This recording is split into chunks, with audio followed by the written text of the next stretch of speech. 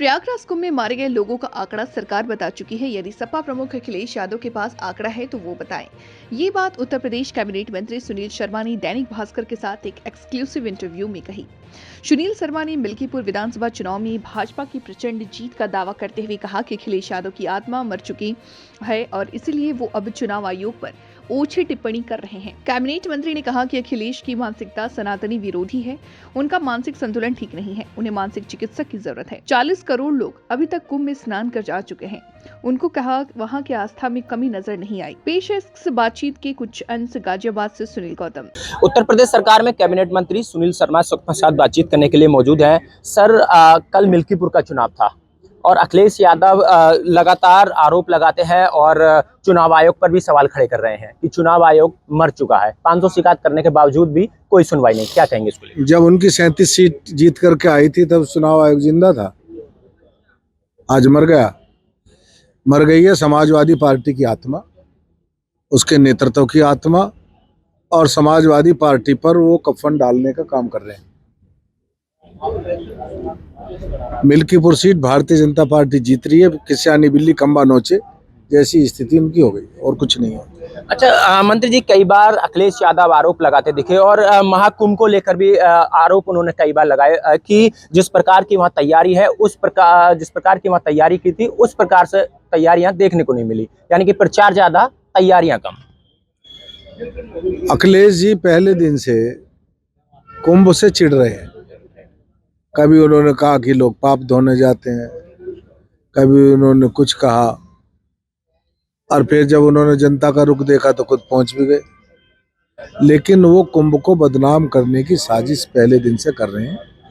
उनकी मानसिकता सनातन धर्म विरोधी है और उस मानसिकता से ग्रसित होकर के वो बार बार इस प्रकार का अनर्गल प्रलाप कर रहे हैं।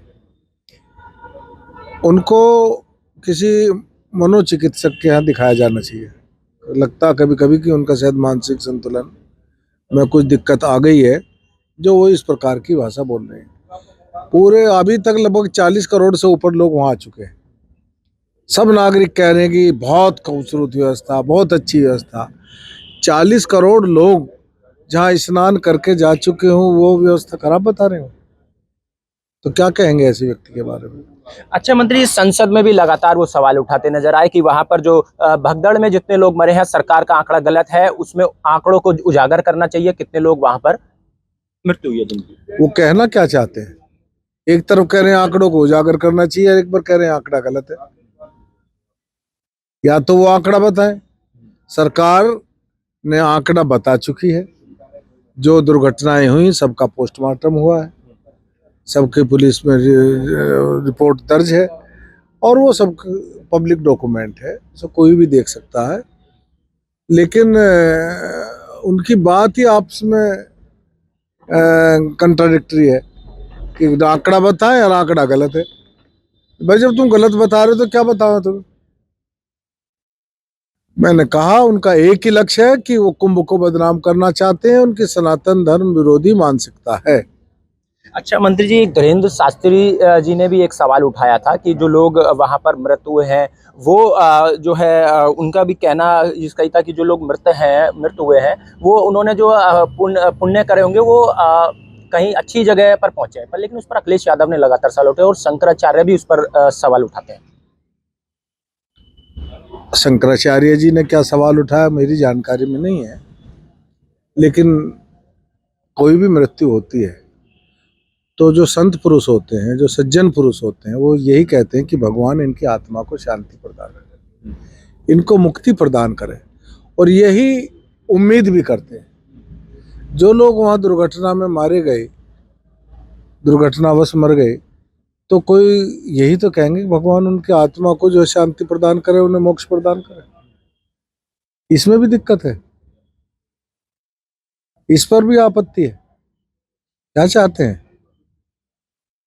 समाजवादी पार्टी लगातार ट्वीट करती है इसको लेकर, क्या कहेंगे? मैंने बताया ना, समाजवादी पार्टी अंतिम सांसें गिन रही है। अभी मिल्कीपुर का चुनाव हो गया है, रिजल्ट सामने आ जाएगा।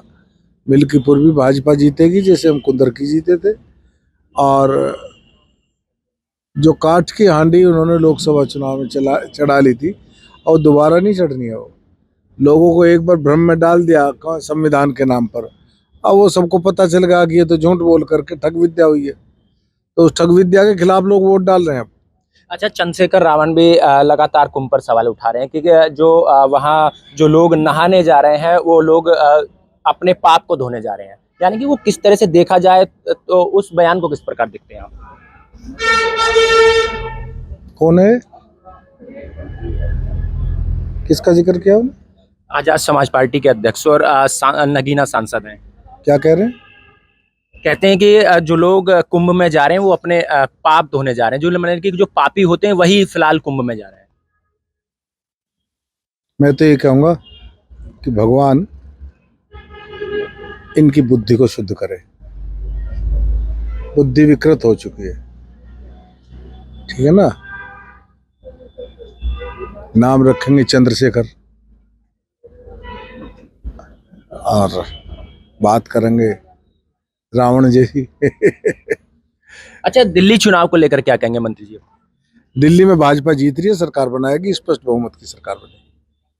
चलिए, धन्यवाद। तो ये थे उत्तर प्रदेश में कैबिनेट मंत्री सुनील शर्मा इस वक्त हमारे साथ मौजूद थे। हालांकि साफ तौर पर इनका कहना है कि जिस प्रकार से दिल्ली चुनाव हुआ है उसमें दिल्ली के लिए अब जो आगे सरकार भाजपा भारतीय जनता पार्टी की बनने वाली है और कई राजनीतिक मामलों पर भी बेबाकी से जवाब दिया कैबिनेट मंत्री सुनील शर्मा ने। गाजियाबाद से दैनिक भास्कर के लिए सुनील गौतम।